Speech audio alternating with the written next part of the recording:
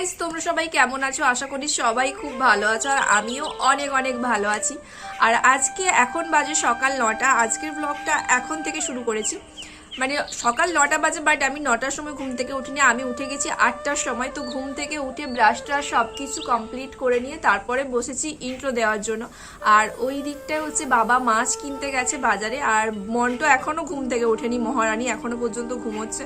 আর ঘুম থেকে ওঠার পরে না মন্টুকে আমার সবসময় ঘুম থেকে ওঠার পরেই আমি মাকে আগে এসে জিজ্ঞেস করি মন্টু উঠেছে, মন্টু উঠেছে, বাট এখনও ওঠেনি, উঠবে একটু পরে। আর মা ওই দিকটা কাজ টাজ করছে। তো চলো আজকের ভিডিওটা এখন থেকেই শুরু করি। তো তোমরা ভিডিওটা প্লিজ কন্টিনিউ দেখতে থাকো। বাইরে বেরিয়ে দেখি মা এক ঝুড়ি শাক তুলে ফেলেছে অলরেডি, এই যে বসার বিটটাতে রেখেছে। এগুলো হচ্ছে মূলা শাক। মূলা শাকটা খেতে বেশ ভালোই লাগে। আমাদের বাড়িতে সবাই প্রায় শাক সবজি খায়, বাট বৌদি একটু মূলা শাক বা এই মূলাটা একটু অ্যাভয়েড করে, বা কোনো তরকারিতে দিলে সেই তরকারিটা খেতে চায় না। তো যাই হোক, বৌদি না খাক, আমরা খাবো। আর মূলা শাকটা হচ্ছে মা দিয়েছে, পাশে পালংও দিয়েছে। এত ছোট অবস্থায় তুলে নিচ্ছে কারণ পোকা খেয়ে সব পাতাগুলো একদম ঝাঁঝরা করে দিচ্ছে, মানে কোনো অবস্থাই আর নেই। তো মা ওইদিকে মনে হচ্ছে তরকারি করবে, তাই জন্য আমাকে বললো যে একটু বেগুন তুলে নিয়ে আয়। বেগুন আছে, আর গাছের বেগুনগুলো বেশি দিন রাখলে ওগুলোও পোকা খেয়ে শেষ করে দেবে। প্রত্যেকটা গাছে মোটামুটি পোকা লাগছে। আর এই দিকটা আমাদের এই যে উচ্ছা গাছ হয়েছে, তারপর মা শিমের গাছ লাগিয়েছে, আর এইদিকে হচ্ছে টমেটো গাছ লাগিয়েছে, আর একটা বড় পেঁপে গাছও হয়েছে। এই যে পেঁপে সব পাখি খায়, মানে আমরাও খাই, পাখিও খায়, সবাই খায়। আর এই দিকটায় যে এই বেগুন গাছটা হচ্ছে আমি আগের বছর এই শীতকালের সময়টা লাগিয়েছিলাম।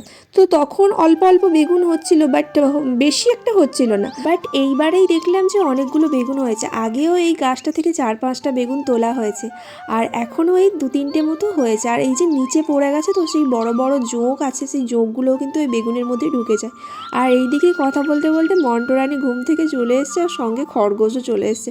খরগোশটার এখন এমন অভ্যাস হয়েছে, ঘরে আর একদম থাকতে চায় না। একটু ফাঁকা পেলেই মোটামুটি সে বেরিয়ে আসবে। বল বলো, যা ঘরে ঢোক। সাইকেল যা। High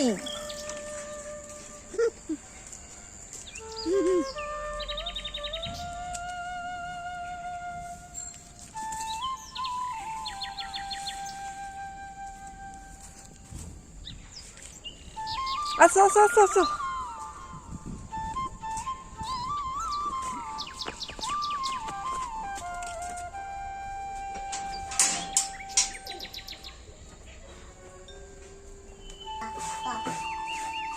Sit down now, sit down now.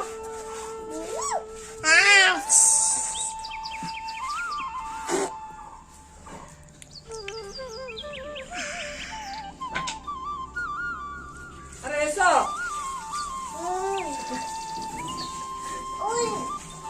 Doll হঠাৎ ক্যামেরাটা দেখতে পেয়ে এমন রিয়াক্ট করলো, আমার এত হাসি পাচ্ছিল।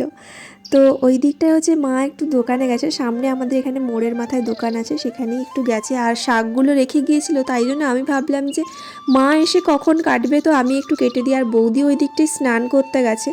আর এই শাকটা তরকারি করবে ভাবছিলাম, আলু বেগুন টেগুন দিয়ে। আমি ভাবছিলাম যে আলু বেগুন দিয়ে তরকারি, আমি বেশ খেতে ভালোও লাগে তরকারিটা। তারপর মা বলছে যে না, তরকারি করব না, এটাকে ভাজা করবো। আর ফ্রিজে একটু কলমি শাক আছে, আর কলমি শাক আর এই শাকটা মিশিয়ে একসঙ্গে ভাজা হবে। কলমি শাকটা পরে কাটবো, আগে এই শাকটা কেটে নিই। আর এই দিকে আমার খরগোশের কোনো দিনই পেট ভরে না, যতই খেতে দিই, যতই যা করি না কেন, তার পেট কোনো দিনই ভরবে না। এই খরগোশের উৎপাতের জন্য আমাদের রান্নাঘরে সবজি টবজি কোনো কিছু আর রাখা হয় না। ডাইনিং প্লেসে একটা ডাইনিংয়ের যে টেবিলটা ছিল, যেটাতে আমরা ভাত খেতাম, ওটাতেই এখন সবজি রাখা হয়। কারণ শীতকাল পড়ে গেছে, ওখানে স্নান টান করে খাওয়ার পরে না ওখানে প্রচণ্ড ঠান্ডা লাগে, কোনো রোদ টোদ তো কিছু আসে না। আর মায়ের ঘরে রোদ আসে বলে ওখানেই আমরা বসে খাই। তো টেবিলটা ফাঁকা থাকে বলে মা কী করে, ওখানেই সবজি টবজিগুলো তুলে দেয়। যাই হোক, কথা বলতে বলতে আমার শাকটাও কাটা হয়ে গেল। আর এই যে ডাইনিং রুমে যে টেবিলটার কথা এতক্ষণ ধরে বলছিলাম, দেখতেই পাচ্ছ সব সবজিতে ভরা। এখানেই সব সবজি টবজিগুলো রাখা হয়েছে। তারপর একটু পরে মা ধুয়ে পরিষ্কার টরিষ্কার করে তারপর তখন ফ্রিজে ঢোকাবে। আর এই দিকে দাদাও চলে এসছে। ফার্স্ট টাইম ভাবছিলাম যে বাবা মাছ কিনতে গিয়েছিল, বাট বাবা কাজে গেছে, আর দাদা হচ্ছে কি মাছ কিনে নিয়ে এসছে। তো বৌদি যেহেতু স্নান করছে, তো আমি মাছ টাছগুলো একটু ধুয়ে রেখে দিই। আর মাছের একটা মুড়োও নিয়ে এসছে, এটা হচ্ছে কুমড়ো দিয়ে বৌদি ঘন্ট করবে। বৌদি ফোন করে বলছিল দাদাকে যে একটা মাছের মুড়ো নিয়ে চলে আসো, তাহলে কুমড়ো দিয়ে ঘন্ট হয়ে যাবে। আর হচ্ছে গিয়ে পটল মাছ নিয়ে এসছে, এটাকে অনেকে অনেক রকম নামে জানে, বাট আমরা হচ্ছে লোকাল ল্যাঙ্গুয়েজে এটাকে পটল মাছই বলে থাকি। এই মাছটা খেতে অনেক টেস্টি আর কাঁটাও কম থাকে, যার কারণে খেতে বেশ ভাল লাগে। আর পাকা তেঁতুল দিয়ে টক করলেও মাছটার স্বাদ বেশ ভাল লাগে। আর এই শীতের বেলা মাছ ধুতে গিয়ে ওপর থেকে জলটা এমন পড়ছে, পুরো আমার গায়ে ছিটাচ্ছে আর পুরো আমি ভিজে একদম একাকার হয়ে যাচ্ছি। আমাদের পেছনের দিকে যে কলটা আছে সেইটাতে হচ্ছে কি মাছ টাছগুলো ধোয়া হয়, তো আমি ভাবলাম যে সেখানে যাবো না, এখানেই ধুয়ে নিই, মানে একটু বেশি আলসে হলে যা হয় আর কি। সকাল থেকে কাজ অনেক হয়ে গেছে, এখনও খাওয়া হয়নি, আগে খেয়ে নিই। আর খেতে এসেই দেখি মা বেগুনি ভেজেছে। বেগুনিটা আমার একদমই ভাল লাগে না, আগে তবুও তেলে ভাজাটা খাওয়া হতো, বাট সকাল সকাল তেলে ভাজা খেতে একদমই ইচ্ছে করে না এখন। কি খাওয়া যায় কি খাওয়া যায় এই ভাবতে ভাবতে কৌটোতে একটু শুকনো বাদাম ছিল, তো ভাবলাম যে একটু শুকনো বাদাম আর একটু মুড়ি খাই।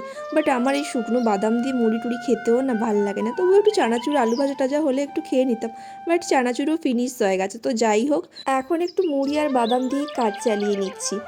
তো এইখানে ছাদে চলে এসেছি, রোদে বসে বসে খাচ্ছি। আর এই শীতকালে না ছাদ ছেড়ে যেন একদম নিচে যেতে ইচ্ছাই করে না, সবসময় মনে হয় ছাদে থাকি। আর বসে বসে খেতে খেতে ভাবছিলাম আর কি খাওয়া যায় আর কি খাওয়া যায়, আমার তো পেট একদমই ভরছিল না। তারপর আবার নিচে গিয়ে মাকে বলছি, মা কি খাবো গো, আমার তো একদমই পেট ভরছে না। তারপর মা বলছে যে তাহলে ফল আছে, তুই তাহলে নিয়ে গিয়ে খা। তারপর দেখি না একটা আপেল ছিল আর লেবু ছিল আর কুল ছিল, আর আপেলটা আমি নিয়ে আসিনি, আপেলটা বাবার জন্য রেখে দিয়েছি যে বাবা খাবে। এখন প্রায় ওই 11টা মতো বাজে, আর আমাদের বাড়িতে সবাই এই স্নান করার ঠিক আগের সময়টা কিন্তু ফল টলগুলো খেয়ে নেয়, কারণ ওই বিকেলবেলা খেলে আমি দেখেছি, আমি যতবার বিকেলবেলা ফল খেয়েছি আমার অ্যাসিড করে যায়, আর মায়ের ক্ষেত্রেও ঠিক তাই। এই জন্য আমরা বিকেলবেলা ফলটা খুব একটা বেশি খাই না, অ্যাভয়েড করি। তো আমি এখানে বসে বসে ফল খাচ্ছিলাম আর একটা কান্নার আওয়াজ যেন ভেসে আসলো। আমার মা বলছে, মম্মি তুই একটু কান পেতে শোন তো, কেউ যেন কান্না করছে মনে হচ্ছে। আমি বললাম হ্যাঁ হ্যাঁ কান্না করছে। তারপর মা আবার একটু বেরিয়ে গেল। আসলে হয়েছে কি, আমাদের বাড়ির পাশে একজন দিদা আছে, ওই দিদার অনেক দিন ধরে শরীরটা অসুস্থ আর অনেক বয়সও হয়ে গেছিলো। তারপর মা আবার গিয়ে আমাকে আবার এসে বলছে যে হ্যাঁ দিদা মারা গেছে। শুনে মনটা ভীষণ খারাপ লাগছিল, কারণ আমরা যখন রাস্তা দিয়ে মানে মার্কেটের দিকে যেতাম, দিদা সবসময় একটা চেয়ারে বসে থাকতো, মানে আসতে যেতে সবসময় দেখতে পেতাম। বাট আজকের পর থেকে হয়তো আর কখনোই দেখতে পাবো না, হয়তো কেন আর কখনোই দেখতে পাবো না, চাইলেও কখনো পাবো না। তো যাই হোক, আমি এখানে বসে বসে খাচ্ছিলাম আর নিচের দিকে আমি তাকিয়ে তাকিয়ে এক দৃষ্টিতে দেখছিলাম, আসলে এই সবই দেখছিলাম। দিদার শেষ কাজ হবে তার জন্য এখানে গাছের কাঠ টাট কাটা হচ্ছিল, কাঠ কেনা হয়ে এসছে, আর যদি এক্সট্রা যদি কোনো কাঠ টাট লাগে তার জন্য এখানে গাছ টাছ সবাই মিলে কাটছিল। দিনের শুরুটা সুন্দরভাবে শুরু হয়েছিল ঠিক কথা, বাট শেষটা ঠিকঠাকভাবে হলো না, মন খারাপ দিয়েই হলো। তো যাই হোক, আজকের ভিডিওটা এখানেই শেষ করছি। তো চলো, টাটা।